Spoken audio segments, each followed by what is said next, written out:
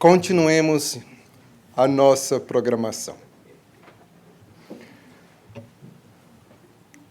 O ínclito codificador do Espiritismo, Allan Kardec, depois de formular a última pergunta do Livro dos Espíritos, a de número 1019, encerrou o livro com uma conclusão dividida em 9 pontos. O 7º ponto desta fascinante conclusão refere-se aos diferentes tipos de espíritas, aos diferentes tipos de detratores, os que atacam o Espiritismo, e também as consequências do Espiritismo em nossa vida. A criatura que passa a compreender as propostas espíritas, estas revelações sobre as leis naturais que regulamentam a nossa vida, tem por consequência 3 movimentos pessoais. Segundo, então, Allan Kardec, o primeiro seria o destemor da morte. A criatura, compreendendo que a imortalidade é uma realidade, encarará a morte sob outro ponto de vista, o que equivale a dizer à vista de um ponto do conhecimento, da sabedoria. A segunda consequência da criatura compreender o Espiritismo é ser tolerante com as faltas alheias, despertar em si a indulgência. Por quê? Ora, porque se compreende que se tem também dificuldades. Antes de entrarmos nestas propostas filosóficas, queremos que o mundo gira em torno do nosso próprio eixo, o chamado egocentrismo. Eu sou o centro do mundo. Esperamos que todos atendem à nossa vontade. E criamos expectativas. Fulano e ciclano tem que ser assim comigo. Eu sou bonzinho e espero que os outros sejam bonzinhos. E esta expectativa criará uma ilusão. Porque, lidando com criaturas humanas, sabemos que somos oscilantes em nosso comportamento. Um dia estamos bons, outro dia estamos menos bons. E se temos esta compreensão, logo vamos entender que a criatura não vai se apresentar como eu espero. Mas o imaturo psicológico, do ponto de vista espiritual, se ilude que o outro vai ser sempre honesto, sempre amigo, sempre fiel. E logo, por debilidade moral, chega o momento que seu amigo não é tão honesto quanto você esperava. A fidelidade passou longe. E a criatura então afirma: tive uma desilusão. A palavra é precisa no que aconteceu. Porque esse prefixo des significa sair. Desilusão é sair da ilusão. Segundo Buda, o príncipe Gautama afirmou que uma das maiores fontes de sofrimento é a ilusão. Logo, se o indivíduo não se ilude, não sofrerá com a desilusão. Quem é responsável pela ilusão? É a sua sogra? O vizinho? O patrão? O diabo? Afirmo isto porque temos o hábito de sempre buscar outra pessoa para responsabilizar aquilo que nos compete. E se a responsabilidade é do outro, quem é que tem que mudar? O outro. O Espiritismo coloca a responsabilidade da nossa felicidade e infelicidade sobre as nossas mãos. Então a pergunta é: o que eu fiz para passar por esse processo de desilusão? Ora, eu me iludi. Criei a ilusão que o outro com quem eu tenho que me relacionar é uma criatura perfeita. E não se trata disto.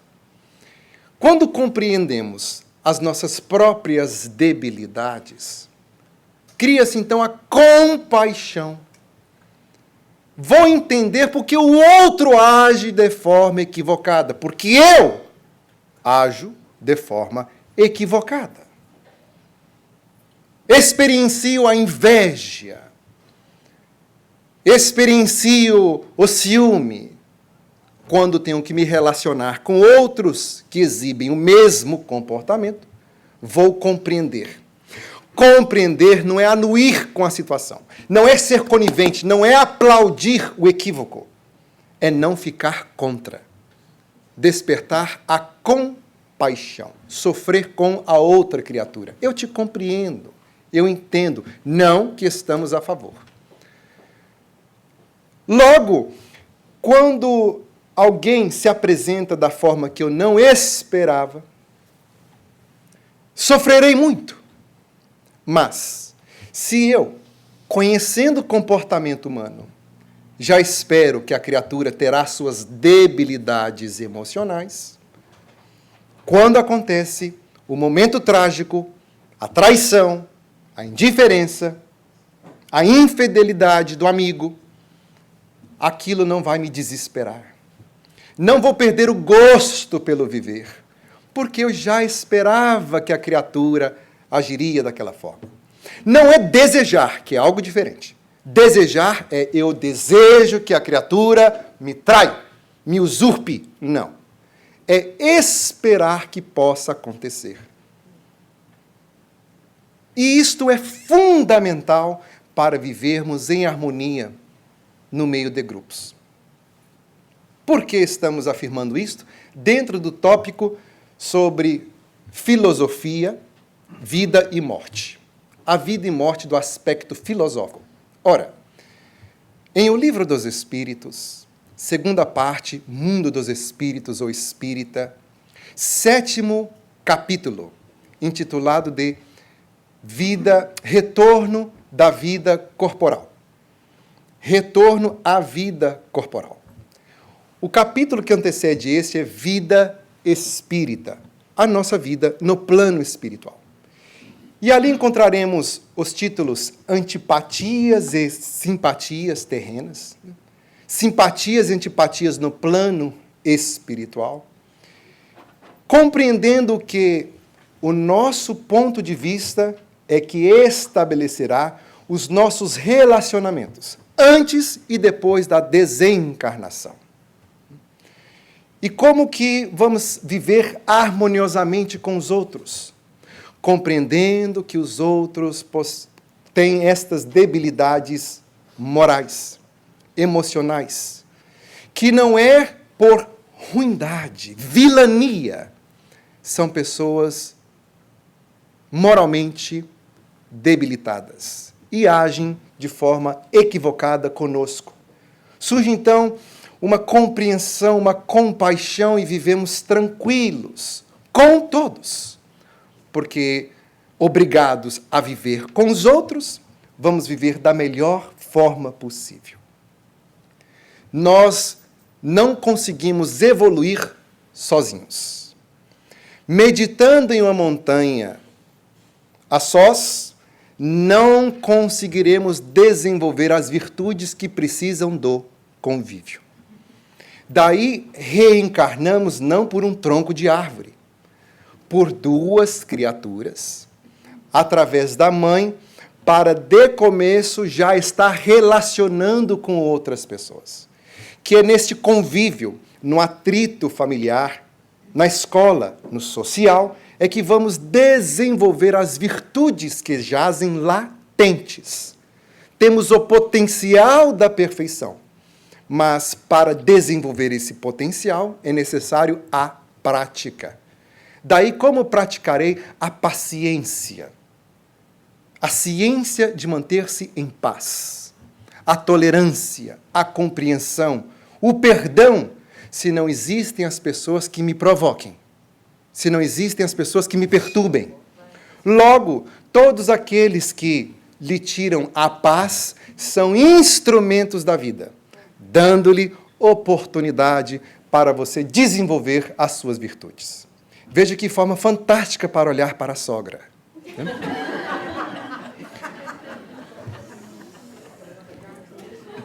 Eu sou apaixonado com a minha sogra, né? Toda vez que ela me liga do Japão, uma vez por mês, a conversa é muito fraterna. Então, desafio é trabalhar com a sogra na reunião mediúnica. A criatura dificulta tanto este convívio com as pessoas que impossibilita a própria vida. Muda-se de casal, muda-se de família, como se mudasse de roupa. Mas como o nosso propósito é desenvolver estas virtudes, a vida trará a mesma situação com roupas novas, com corpos novos.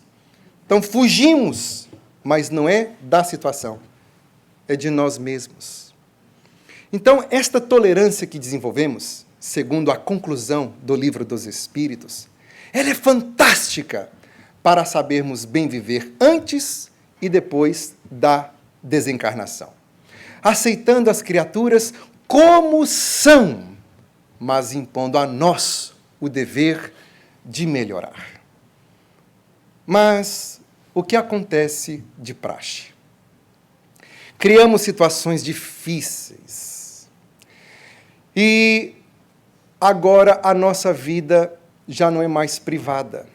Dificultamos tanto. E estas dificuldades colocamos nas mídias para todo mundo assistir. E a criatura que não tem defesa psicológica, não tem defesa espiritual, logo adoece, antes ou depois da morte, porque não se muda radicalmente. Como é que funciona o mecanismo das doenças? Temos aqui um organismo que está sob as leis biológicas. Para proteger o nosso organismo, existem as células brancas, que têm por função imunizar o nosso corpo, manter-nos protegidos das doenças. Se a criatura não se alimenta direito, não se exercita, estressado constantemente, as doenças que já estão presentes no nosso corpo encontra o momento oportuno, no momento que o sistema imunológico cai.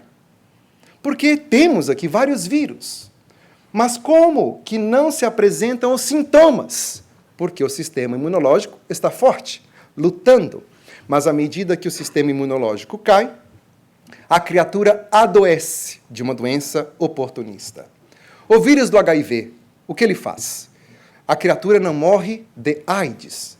A criatura morre de uma doença oportunista, porque o vírus do HIV tem por mecanismo destruir o sistema imunológico.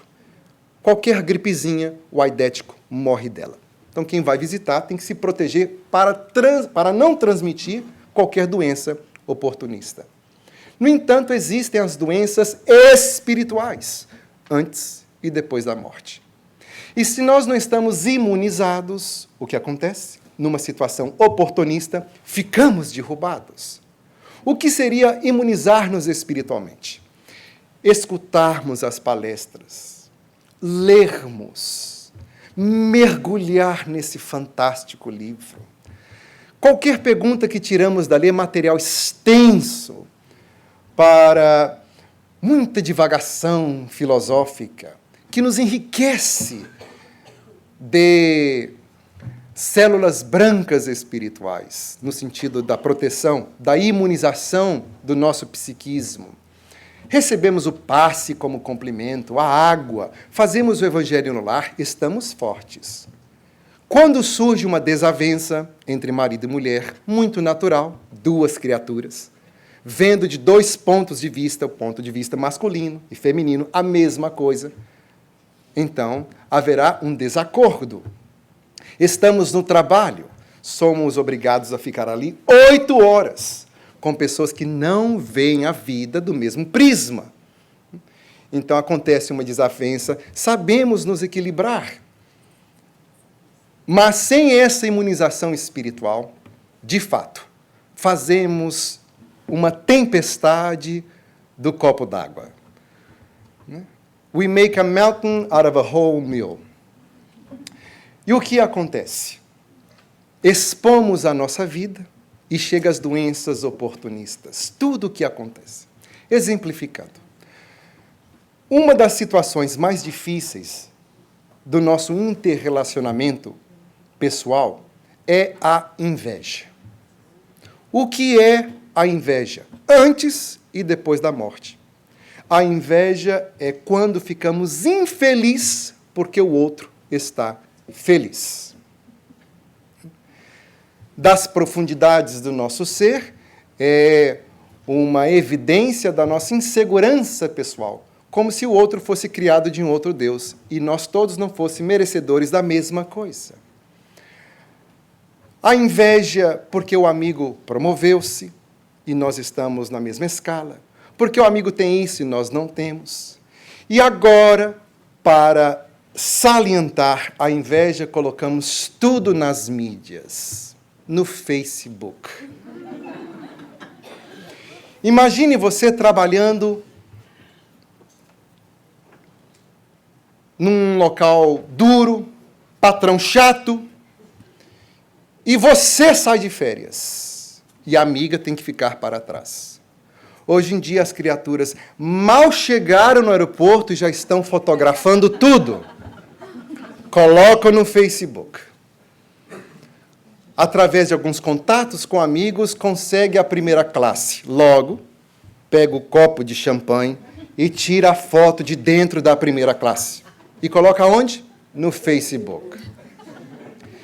Chega na República Dominicana e fica num hotel de 5 estrelas. Esse mesmo amigo que eu dizia, o Rafael, ele me falou que ele já ficou no hotel de 9 estrelas. Como assim, Rafael? O hotel era tão precário que havia uma rachadura no céu e ele contava as estrelas. Isso é para relaxar, para a gente aguentar o tempo, né?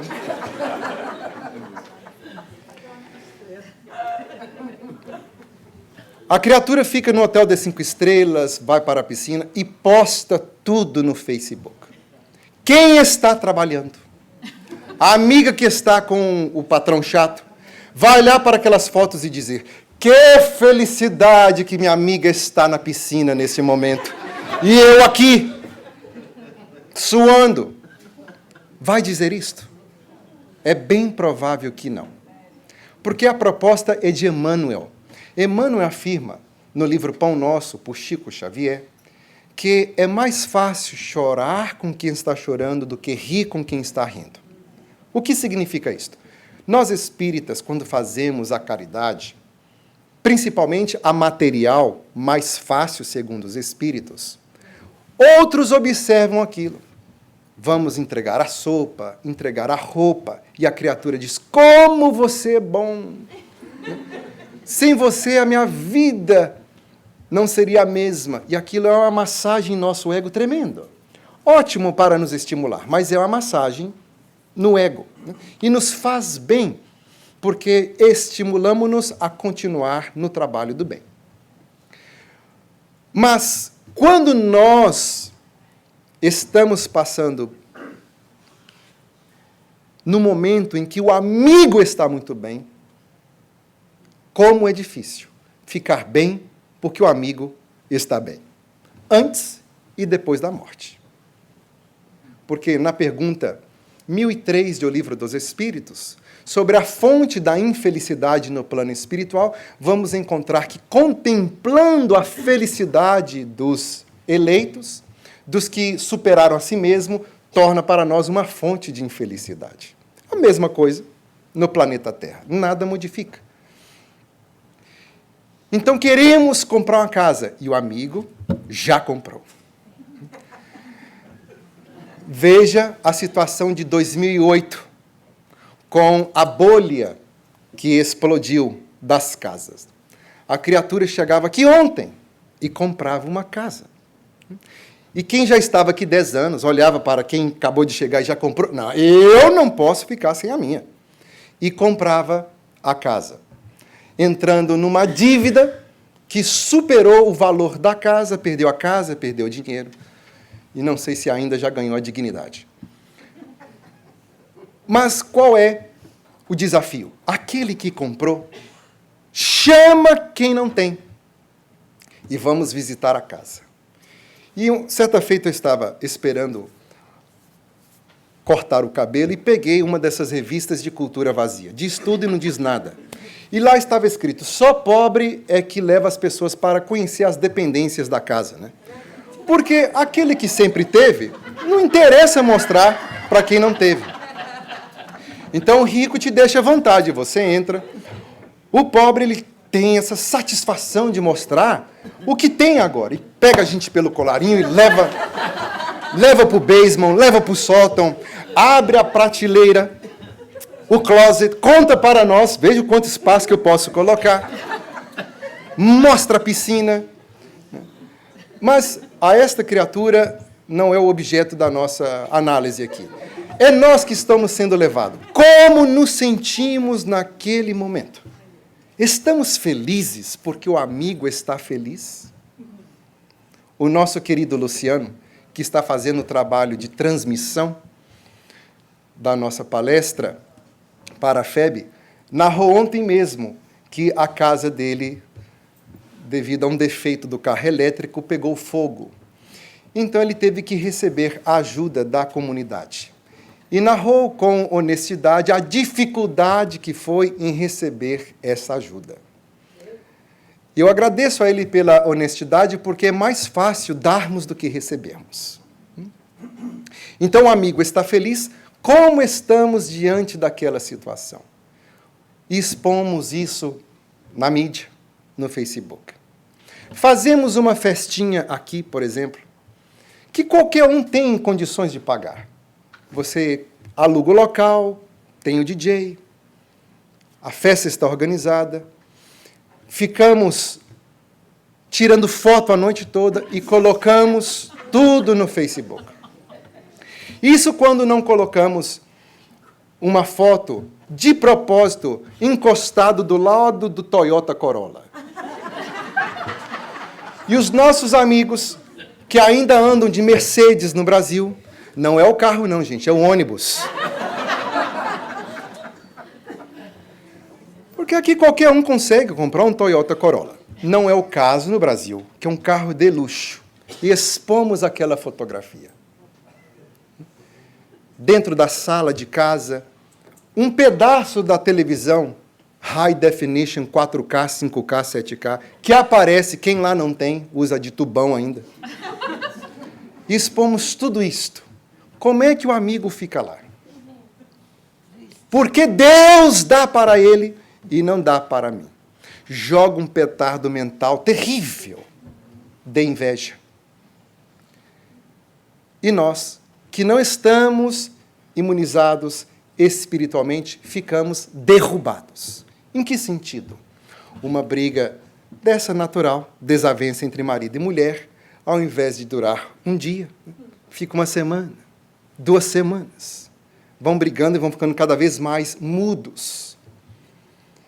E perguntamos por que não somos felizes. Ora, o que estamos fazendo para a nossa felicidade?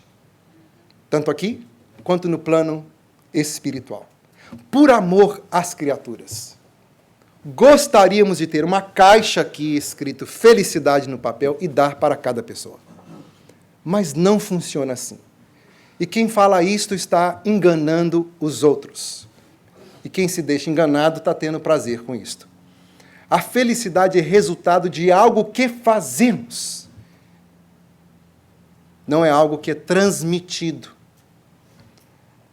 A paz de consciência é quando cumprimos o nosso dever. Ninguém pode cumprir o nosso dever por nós. Então, ao expor a nossa vida pessoal na mídia, somos expostos também a todos esses pertados mentais. O que queremos enfatizar é que aquele que sente inveja por você não é maldade, é debilidade moral. A criatura queria ter o mesmo, ser o mesmo. Uma pessoa com 45 anos que até hoje não casou, e a amiga está casada, coloca no Facebook as fotos do casamento para os 7,5 bilhões de pessoas verem. Imagine quanto apertado não receberá. É claro que podemos dividir a nossa alegria com pessoas a quem confiamos, familiares, mas mesmo aí temos que tomar muitíssimo cuidado, né? Porque é um desafio sermos felizes com a felicidade que o outro está experienciando.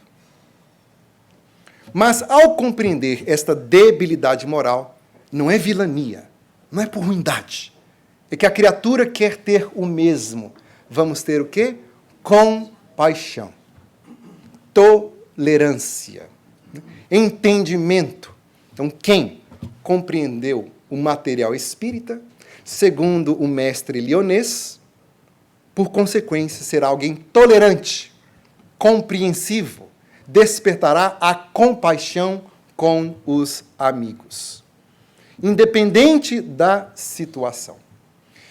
Foi por esse motivo que Allan Kardec prescreveu para o nosso movimento espírita não só a medicina profilática, mas também a curadora, estabelecendo um triângulo de trabalho. Amante da educação, professor, discípulo de Pestalozzi, ele levou para o Espiritismo a proposta de trabalho, perseverança para o movimento espírita, estabelecendo trabalho, solidariedade e modificou a palavra perseverança para tolerância. O que significa isto? Para cumprirmos bem o nosso dever, o nosso papel, temos que ser solidários. A criatura, ao escutar esta palavra, acredita que solidariedade é fazer caridade. Não é necessariamente isto. A palavra solidariedade, estamos reunidos em um objetivo comum. Ladrões que roubam bancos são solidários entre eles, porque estão reunidos para um objetivo comum. Um grupo de assaltantes são solidários. Jogadores de futebol são solidários. O objetivo é o mesmo, fazer o gol.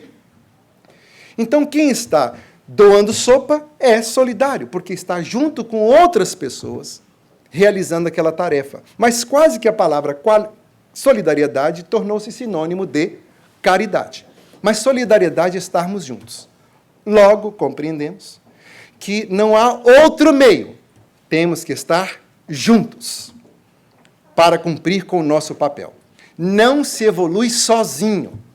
Quando estamos no plano espiritual, estudando, meditando, refletindo, programando a nossa próxima reencarnação, estamos ali adquirindo conhecimentos, mas colocar em prática apenas reencarnando, nessa fase evolutiva que nos encontramos. Daí, estarmos no meio de outras pessoas é fundamental. Não há como correr da situação. Se fazermos assim, estamos distanciando da nossa oportunidade. Há criaturas que, ao entrar no conhecimento espírita, tomam uma postura muito estranha, de se isolar dos grupos, porque dá muito trabalho estar no meio de outros espíritas. Movimento espírita, às vezes, fica muito movimentado, né? E hoje em dia, graças a Deus, o nosso movimento espírita, pelo menos ainda em português, está muito movimentado, muito evento. Antigamente era o paradão espírita, porque não acontecia nada. Mas agora é o movimento movimentado. E é claro que as criaturas, não compreendendo sobre comportamento humano, quando encontram uma dificuldade que é isolar-se dos grupos, meditar sozinho. Não, eu estudo dentro de casa, recebo os espíritos dentro de casa, não preciso de centro espírita. A criatura não compreendeu a proposta básica do espiritismo: solidariedade. Estarmos junto dos outros para desenvolvermos. Porque não é inteligente da nossa parte. Veja que eu não estou afirmando que é um pecado, que é ruim. Não é inteligente, não é sábio da nossa parte estarmos sozinhos, isolando-se do convívio difícil com as outras pessoas. Estar simplesmente extraindo o que há de bom e não querendo ser copartícipes das situações difíceis que nos encontramos. Mas como eu vou ensinar perdão se eu não tenho as pessoas difíceis para compreender? Impossível. Como que eu vou ensinar caridade através da tolerância se não há as pessoas conflitos ao meu redor? Jesus Cristo é o mestre por excelência, melhor coordenador de centro espírita do mundo, porque coordena o mundo. Podia Jesus Cristo, com toda a sua sapiência, realizar a sua missão sozinho? Claro que sim, sendo ele perfeito. Mas o que faz para nos dar o exemplo? Escolhe 12 pessoas complicadas. Pedro abandona. Juro que ficarei com você. Jesus Cristo podia se iludir, né? Mas, tendo a presciência, sabia antes: Pedro, antes que o galo cante, você vai me negar. Não, Senhor, aqui estarei com você. Judas, João, discípulo amado, estas pessoas que juraram Cristo, ficaram 3 anos com Jesus, observando os milagres.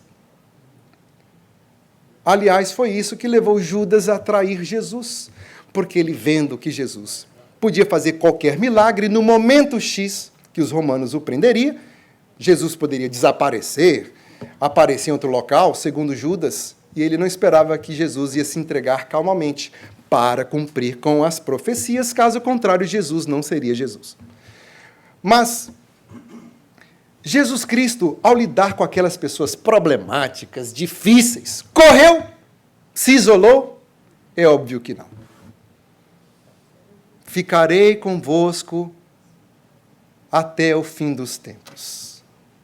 Porque tinha essa compreensão da nossa debilidade. Então, o que nós vamos fazer? Ficar uns com os outros. Abraçarmos essa causa que alivia tanto as nossas dores. Para morrermos bem. Porque, segundo o espírito Manuel Filomeno de Miranda, pelas mãos daquele quem, para mim, é um verdadeiro professor, o Divaldo Franco, tanto quanto outros, na qual hoje estamos sobre os ombros deles, para dar continuidade a essa tarefa, o Manuel Filomeno de Miranda disse que os espíritas, muitos, desencarnam muito mal. Por quê? Porque, sabendo de tanto, pouco fizeram. A maioria chega no plano espiritual com a seguinte conclusão: por que eu não fiz mais, sabendo de tanto? Encontraremos no Evangelho segundo o Espiritismo, capítulo 18, muitos os chamados, poucos os escolhidos. O item 5º, muito se pedirá a quem muito recebeu. Estamos recebendo e muito. Não é para amedrontar a ninguém. É um processo de conscientização. Para morrermos com a consciência tranquila. Fiz o que pude. Tivemos a grande satisfação de participar do Congresso Espírita Mundial em Cuba, no pré-congresso. Então, por uma semana, fomos nas cidades nas quais as pessoas não tinham condição para deslocar a Havana. Foi uma experiência fantástica. Estávamos junto com mais 2 palestrantes, o nosso querido Fábio da Colômbia, o Elden da Guatemala, e o motorista aproximando-se da cidade, havia um bando de pessoas. E perguntamos, mas o que está acontecendo na cidade? E o motorista disse, não, esse pessoal é para o evento. Eu fiquei surpreso com aquilo. E o auditório muito lotado, e assim foi durante toda aquela semana. As pessoas com uma sede de estudar, porque o Espiritismo, sendo proibido, como outras religiões, no período comunista da Cuba, não haviam essas mancheias de livros que temos aqui. Podemos fazer chuvas de livros. Fomos em centro espírita, de 103 anos de idade, que o centro tinha um livro dos Espíritos. E as pessoas tinham que revezar no centro. O livro não podia sair. E as criaturas com uma fé. Fomos falar no centro espírita, aonde o Fidel Castro reuniu com os revolucionários para programar a Revolução da década de 60, na Sierra Maestra. O centro espírita não tinha paredes do fundo e de frente. As laterais eram bambus. E o pessoal chegava às mancheias, a cavalo, bicicleta, algo que eles chamavam de ônibus, mas não era, um latão, todos montados ali na carroceria.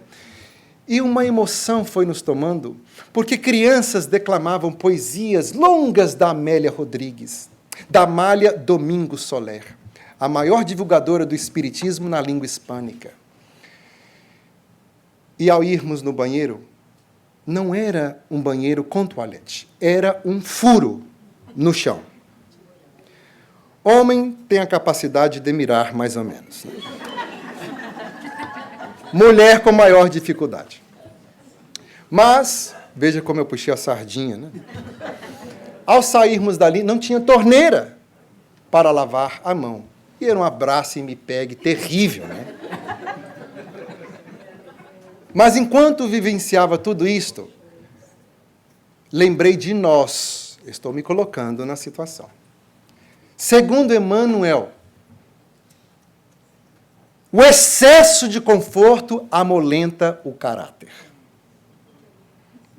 Nós, com todo este conforto, aqui nos Estados Unidos, com tanta facilidade para vivenciarmos este auto-melhoramento para nós mesmos, muitos se deixam ludibriar pelos prazeres materiais. Prometemos para nós mesmos, vou dar a minha saúde, vou dar o meu tempo, as minhas riquezas. Quais são as nossas riquezas? Saúde. Qual é a nossa outra riqueza? Inteligência. Qual a nossa outra riqueza? Tempo. E como utilizamos do tempo? Ora, há-se tempo para tudo, menos para estudar, para vir. Quando viemos, dormimos, encortado no ombro do namorado, da namorada. Começamos a doar ectoplasma, que é a desculpa, né? E vemos que de ectoplasma não há nada, é uma ectobaba. Dormindo. Você gostou da palestra? Gostei. Do quê? De tudo, né? Já sai. Eu escutei em desdobramento. Interessante que a novela ninguém escuta em desdobramento, né? O filme, o futebol, a pessoa está 100% com atenção. Aqui nos encontramos. Porque não chegará alguém que vai nos cobrar. Ao desencarnarmos, não é um pai, um avô, ninguém vai nos cobrar. Somos nós mesmos que nos perguntaremos o que eu fiz da minha vida para merecer esta morte, essa transição. Será que eu mais amei do que odiei? Investi na minha felicidade, melhorando a mim mesmo? Ou mais uma vez me ludibriei com conforto material? Faça a experiência, sente-se na frente da televisão com esta cadeira. Sente-se na frente da televisão com estas poltronas que fazem massagem, levanta o pé, faz pipoca, dá café. Quanto tempo ficamos sentados na cadeira confortável? Horas. Nesta daí, e para ficar bem desperto. Essas cadeiras são perfeitas para centro espírita. Começou a amolecer, já dói a coluna, acorda de novo.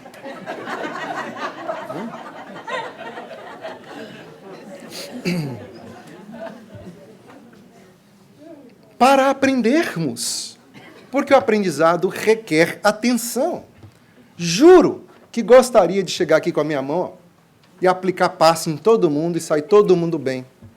Gostaríamos que isto fosse possível, mas não é assim. O passe é um band-aid.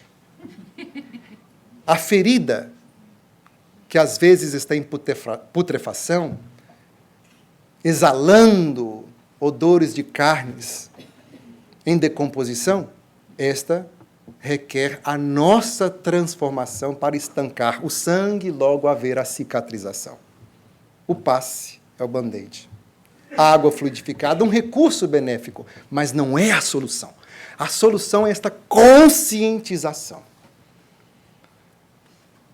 Que a vida é uma oportunidade que eu estou recebendo. Porque muitos vivem como se a morte física tivesse um contrato com a velhice. Morrerei com 95 anos de idade. Não.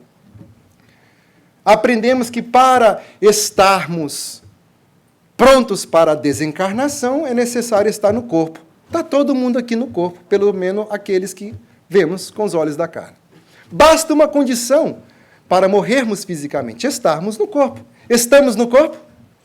Nada impede que, então, esse retorno chegue amanhã. Mas vivemos assim? Não. Por isso que nós aprendemos aqui com o nosso querido Luiz, da pesquisa do 60 Minutes, que as pessoas não pensam na morte. Por que as pessoas não pensam na morte? Porque é desagradável pensar na morte. As criaturas querem viver como se fossem eternos. Mas não é. Pode chegar a qualquer momento. E nós espíritas ainda temos uma agravante. Por lermos tanto a série André Luiz, acreditamos que vamos desencarnar e irmos para o nosso lar. Gente, na época que o nosso lar foi escrito, década de 40, ali vemos que a população flutuante, os que encarnam, desencarnam, reencarnam, desencarnam, era aproximadamente de 1 milhão. Só com os números que temos hoje, a população reencarnada passa dos 7 bilhões. O nosso lar tem quantas pessoas? 1 milhão. Então, se fazermos os cálculos, haverá aproximadamente mais de 7 mil colônias espirituais, com estes números, porque esses não são os números exatos. A população desencarnada é superior à população encarnada, aproximadamente 3 vezes, né? 21, 24 bilhões. Mas com estes números, há mais de 7 mil colônias espirituais. Você acha que se desencarnar aqui, seu anjo guardião vai lhe levar lá para o nosso lar? No plano espiritual de Governador Valadares, Minas Gerais? É bem provável que vamos ficar por aqui mesmo. Colônias espirituais, né, da região. Não estou afirmando. É uma probabilidade. E alguém vai vir... Você está bem, né? Are you all right? Do you need any help? Don't speak English.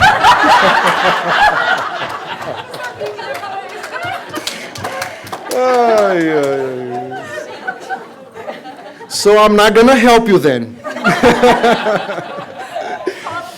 You had enough time to learn.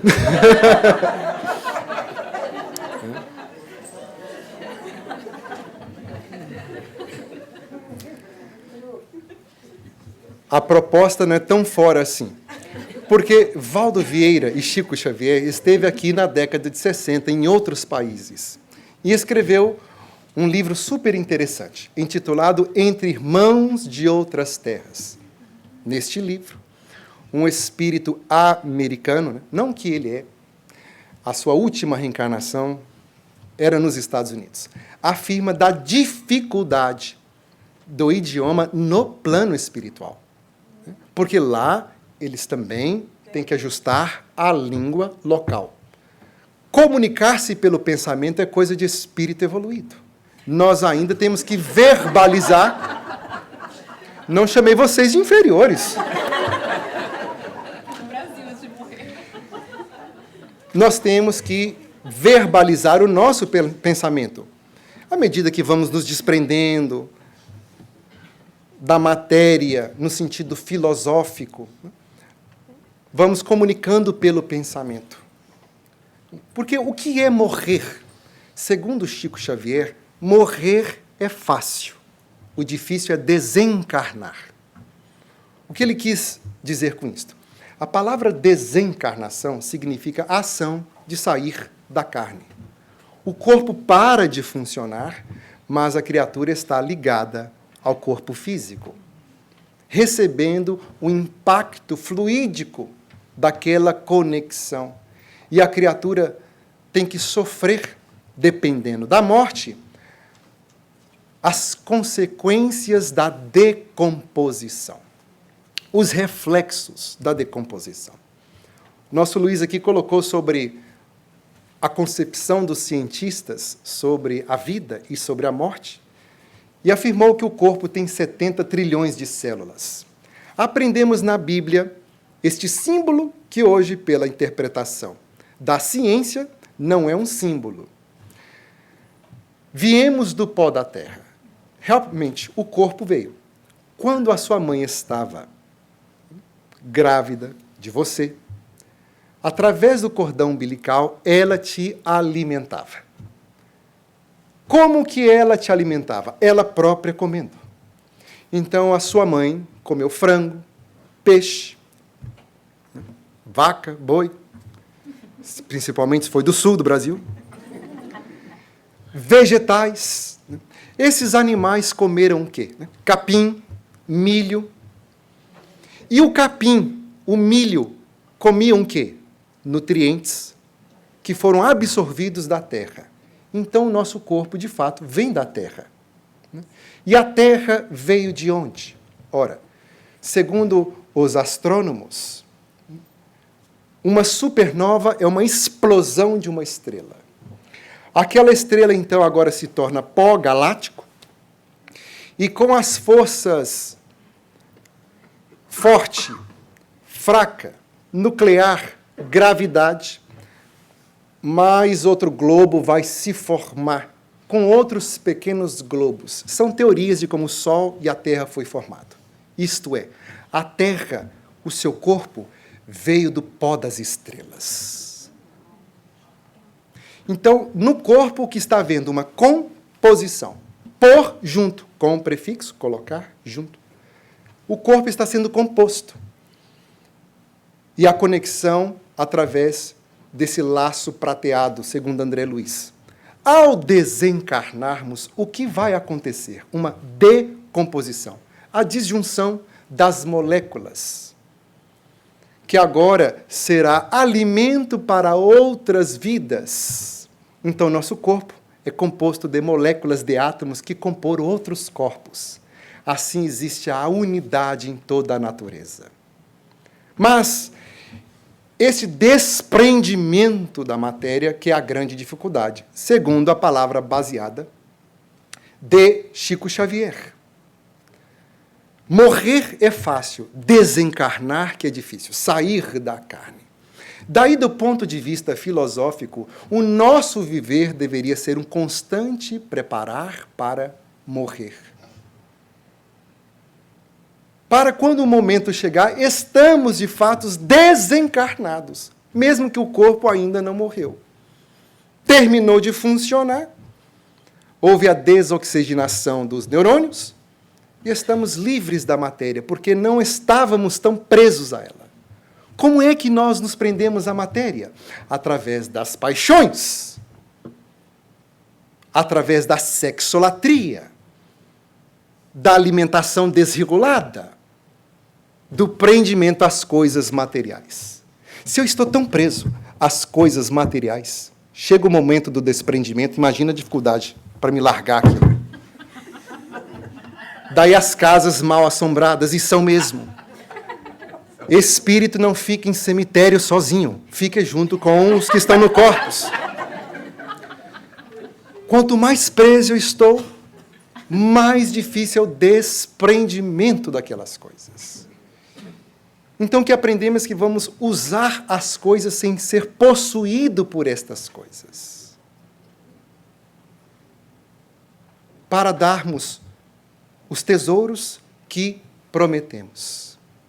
É uma análise, não é uma crítica. E me perdoe se soa como uma crítica, mas é a nossa vera vontade de ver o Espiritismo como uma ideia comum neste país que tão bem nos acolheu, enquanto aquele que falamos tão bem foi o que nos expulsou pelas circunstâncias. Falamos de outras religiões, dos muçulmanos, dos judeus, dos católicos, dos protestantes. E veja locais onde eles se encontram, bem estruturados. Veja a propaganda que fazem. Há uma certa religião que eu sei de memória no Brasil, não vou citar, que já está presente em 75 países. E nós, que somos possuidores da verdade, como é que estamos? Em centros espíritas muito humildes, que não é humildade. Humildade é reconhecer a nossa própria ignorância, é saber que não sabe. Cadeira furada, cadeira de várias cores, projetor do primeiro que foi criado, computador que o Bill Gates fez a sua primeira experiência. Isto não é humildade. Isto é desleixo para com o Espiritismo. Nós temos a alegria de visitar esse centro há vários anos e constatar o carinho de vocês com o trabalho espírita. Porque a gente vê um cuidado em tudo o que se faz aqui, para termos qualidade total. E, óbvio, não é buscarmos o luxo, mas esmerar pelo bom serviço. Porque se humildade de verdade é computador estragado, por que a gente não dá um computador estragado para o nosso filho? Se humildade é ter equipamento velho, então vamos proibir a escola de projetar imagens para o nosso filho. Vamos pedir para escrever no chão, para ele aprender humildade. Isso não é humildade. Queremos humildade no centro, mas em nossa casa nada é humilde.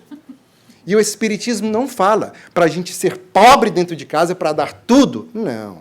Que tenhamos o mesmo carinho, o mesmo cuidado em várias situações, tanto em casa como no centro. Porque o que acontecerá? O Espiritismo vai ser mais bem divulgado. Como que divulgar uma ideia se a gente não divulga a ideia? Porque estamos num plano material e precisamos da matéria. Os espíritos não materializam os dólares. Farão por nós aquilo que nos compete. Aquilo que compete a eles, o que nos compete é por nossa própria conta. No Espiritismo, tudo é de graça, aquilo que é do Espiritismo. As palestras, semanalmente, são de graça, sim ou não? Sim. Este sim está fraco. Sim. Os passes são de graça? Sim. Os ensinos infantis que são dados hebdomadariamente nesse local são de graça? Sim. A conversa fraterna é de graça? Sim. Então, no Espiritismo, tudo é de graça. O que não é de graça é porque não é nosso. O aluguel é de graça ou é pago? Olha, o nível da vibração já caiu. Este assunto dinheiro é impressionante. Esse meu querido amigo Rafael, quando realizávamos reuniões de administração de centro espírita, ele era o termômetro vibratório. Então, quando chegava em momentos de muita alegria, ele fala, abaixa um pouco, abaixa, porque a gente se exalta, né? É natural. Mas quando chegava no dinheiro, ele começava, levanta, conta uma piada, né? Não é assunto tabu, porque nós não somos remunerados. Quem trabalha aqui não é remunerado. A criatura doa do tempo voluntariamente. Enquanto as outras religiões, a criatura é remunerada e aposenta. E eles estão com uma verdade menos verdadeira do que a nossa, uma verdade relativa. Das verdades da verdade, nós estamos mais próximos, ainda longe da absoluta, é óbvio, mas isso não faz de nós pessoas especiais, e sim mais responsáveis.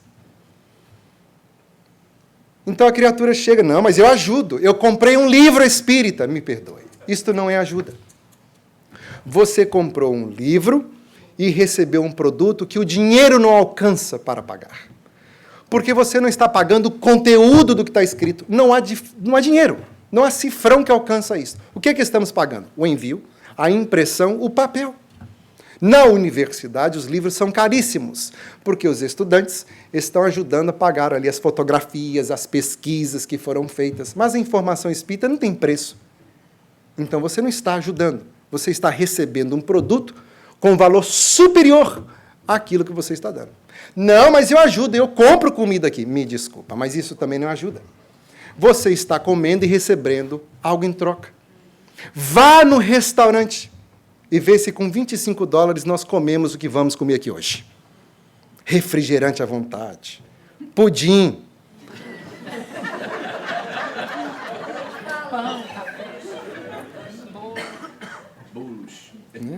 A criatura que está fazendo dieta vai comer o bolo de cenoura, né? Que não tem nada de cenoura, é um objeto desenhado com açúcar, no formato de cenoura. Refrigerante, café. Se vamos pagar num restaurante, é claro que não sai por $25. Né? A Southwest não nos enviou aqui de graça. Temos que pagar a passagem, né? As despesas. É isso que estamos pagando, não é pela palestra.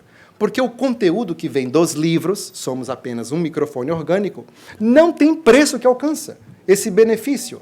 Mas pagamos para ir a um filme, para assistir uma partida de futebol, para assistirmos shows espetaculares que acontecem aqui, dos brasileiros famosos. E não estou dizendo que devemos cortar o entretenimento, mas seria muito interessante para nós, do ponto de vista espiritual, investirmos mais em nosso crescimento espiritual do que nos gozos materiais. Porque o excesso de conforto amolenta o caráter. Do ponto de vista filosófico, a morte nada mais é do que uma continuação do viver. E se estamos vivendo muito mal, a desencarnação será muito sofredora. Se estamos bem, tranquilos, com a paz de consciência, estamos muito bem. Daí, o que fazermos aqui será diretamente relacionado como estaremos lá. Às vezes alguém chega no centro desesperado e pergunta: nossa, eu quero saber como está fulano, ciclano, meu pai, minha mãe. E perguntamos, como não queremos aprofundar no assunto, como que essa pessoa era? Dá uma confusão terrível, inimizade com o vizinho, ninguém suportava, tem um pessoal que está aliviado que a pessoa foi.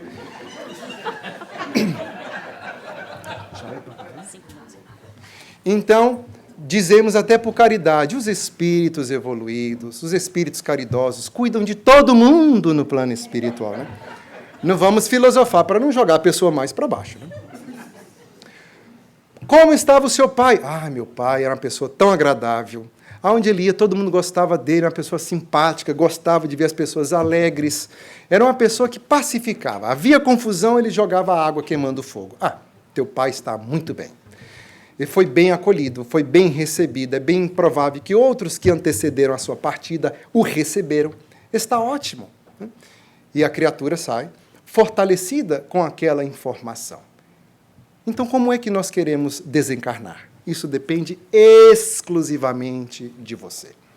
E o tempo que você vai frequentar, estudar, logicar, analisar esses conteúdos, neste ou qualquer outro centro espírita de proposta elevada, vai ser o fator determinante da sua paz no plano espiritual. Para encerrar, no livro Luz Acima, o espírito Humberto de Campos narra a seguinte história.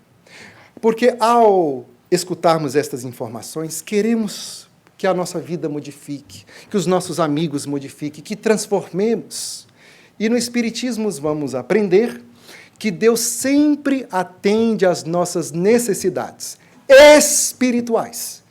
Aquilo que nós queremos é bem diferente do que necessitamos. Narra, então, que uma mãe tinha um filho paralisado na cama já há alguns anos. E as pessoas viam aquela criatura na cama e até sentiam um certo conforto. Eu posso andar, mas ele não. E esta mãe tanto trabalhou, tanto fez por outras pessoas com o objetivo de fazer com que o filho andasse. Ela joelhava e pedia: Senhor, escute a minha rogativa, faça com que o meu filho ande, eu estou trabalhando, por mim eu lhe peço. E de tanto ela trabalhar, houve o merecimento. E o filho acordou com as pernas locomovendo. Com o passar de pouco tempo, logo ele voltou ao velho vício. Começou a jogar, passou a apostar e começou a roubar dos próprios parentes. A polícia foi chamada, ele confusão, embriagado, contumaz, até que um dia roubou do próprio tio. Quando ele chegou à noite, embriagado, a mãe foi perguntar e ele esmurrou a própria mãe. Então ela voltou para o quarto e, de joelhos, a rogativa foi modificada. Senhor, jamais eu pensei que pediria isto, mas, por favor, faça o meu filho acamado de novo. Tire a locomoção, porque agora eu entendo o porquê ele está assim. Então, depois de você estudar, compenetrar desse conhecimento e as coisas não modificarem ao seu sabor, é a resposta de Deus, que sempre nos dá aquilo que precisamos e não o que queremos, que é bem diferente. É por isto que o Espírito Maria Dolores, pelas mãos de Chico Xavier, retorna do plano espiritual para sintetizar esta verdade, conclamando-nos à caridade. Num poema intitulado Sobre a Oração, afirmando: alma fraterna e boa, se o impulso da prece te abençoa quando desejas orar, buscando a segurança no Senhor, faça em qualquer lugar o teu louvor ou a tua petição. A terra inteira é um templo aberto à inspiração que verte das alturas. Mas, se desejas encontrar o mestre que tanto procuras, atende, alma querida. Desce o vale de lágrimas da vida, a imensa retaguarda onde o consolo tarda. Ouve a dor da penúria e o pranto da viuvez. Volve a sombra das margens do caminho e estende os seus braços fortes aos que vagam sem norte, na saudade do lar que se desfez. Escuta os que vão, à noite, ao frio, ao vento, sem poderem contar o próprio sofrimento, famintos de carinho e de compreensão. Para e abraça essa criança que o desprezo consome e a doença extermina. Para, ausculta a nudez, a febre e a fome dessa flor pequenina. Ouve o choro do enfermo que não tem senão pó, lama e lágrima por leito, e a guisa de aposento um canto estreito na terra de ninguém. Atentamente anota em torno os brados de quem conhece a mágoa no apogeu, os tristes corações despedaçados que a calúnia venceu. Vai, onde exista aflição, oferecendo a cada sofredor uma quota do seu carinho, do seu amor. E aí, surpreenderás um divino clarão que dúlcido irradia paz, bondade e harmonia. E em meio dessa luz, escutarás o suave Jesus a dizer-te eternecidamente ao fundo da alma crente: alma querida, vem, Ouço-te a voz na prece por toda parte. Devo, no entanto, esperar-te na seara do bem. Chamaste-me de certo, para saber que Deus ama e compreende em ti. Buscava-me tão longe, alma, aguardo-te tão perto, aqui ao lado da caridade, onde se faz a vontade do meu amor. Muito obrigado, meu Deus, pela bênção do falar, e a todos vocês, meus queridos, pela paciência, a nossa gratidão por nos escutar.